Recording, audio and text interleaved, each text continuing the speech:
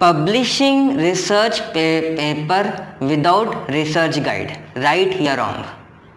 कई लोगों के मन में सवाल आता होगा कि क्या हम एक रिसर्च गाइड के बिना भी हम हमारा रिसर्च पेपर पब्लिश कर पाएंगे या नहीं। तो आज के इस वीडियो में मैं आपको इसी सवाल का जवाब दूंगा।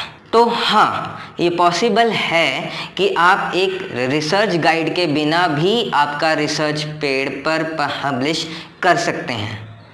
पर मैं आज के इस वीडियो में आपको एक उल्टी चीज़ बताने वाला हूँ कि क्यों आपके रिसर्च पेपर में आपके गाइड का नाम होना चाहिए। मैं आपको कुछ रीज़न्स दूंगा जिसकी वजह से मैं आपको ये बात कह रहा हूँ कि आपके रिसर्च पेपर में आपके रिसर्च गाइड की इन्वॉल्वमेंट और नाम दोनों होने चाहिए। सबसे पहला और सबसे बड़ा रीज़न है कि आपको उनके एक्सपर्टाइज और उनके एक्सपीरियंसेस का बेनिफिट मिलेगा। सबसे पहला और सबसे बड़ा रीज़न, चाहे आपका रिसर्च गाइड जैसा भी हो, उनको रिसर्च पेपर को पब्लिश करने में आपसे कई ज़्यादा एक्सपीरियंस है और गलतियां करने में भी उतना ही ज़्यादा एक्सपीरियंस है। तो आपको करना क्या है कि उनके इस एक्सपीरियंस का आपने फ़ायदा उठाना है।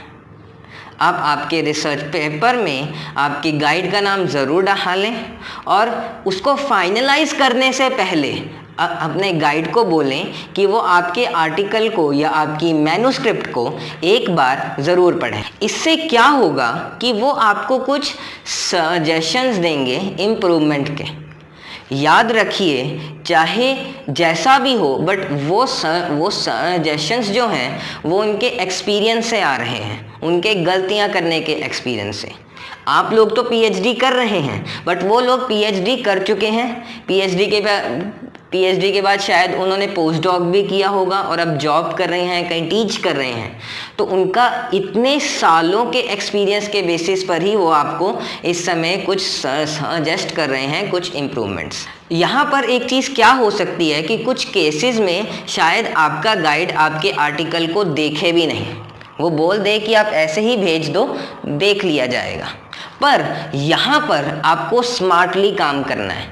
आपको किसी ना किसी तरह ये इंश्योर करना है कि आपका गाइड आपका आर्टिकल ज़रूर पढ़े। दूसरा बड़ा रीज़न, जब आपने आपके पेपर को एक बार आपके गाइड के थ्रू चेक करवा लिया, तो किसी भी जर्नल में उसको सबमिट करने से पहले उस जर्नल का नाम अपने गाइड से एक बार क्रॉस चेक करवा लो। क्यों? क्योंकि अब आपके गाइड को आपके आर्टिकल का लेवल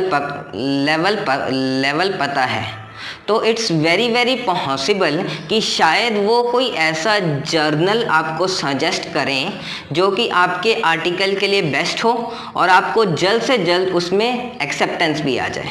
तो ये थे दो बड़े रीज़न्स जिसकी वजह से मैं आपको सजेस्ट करूँगा कि जब भी आप आपका रिसर्च पेपर को पब्लिश करने जाएं तो अपने रिसर्च गाइड का नाम उसमें ज़रूर डालें। हाँ, ये पॉसिबल है कि आप गाइड के बिना भी आपका आर्टिकल को पब्लिश कर सकते हो, बट अगर नाम डालोगे तो ज़्यादा बेटर रहेगा। आई होप मेरा ये वीडियो आपके काम आया होगा। अगर तो आया है तो मेरे इस वीडियो को लाइक, शेयर और कमेंट ज़रूर करें और मेरे इस चैनल लर्निंग विद चंदन को सब्सक्राइब भी करें। Thank you.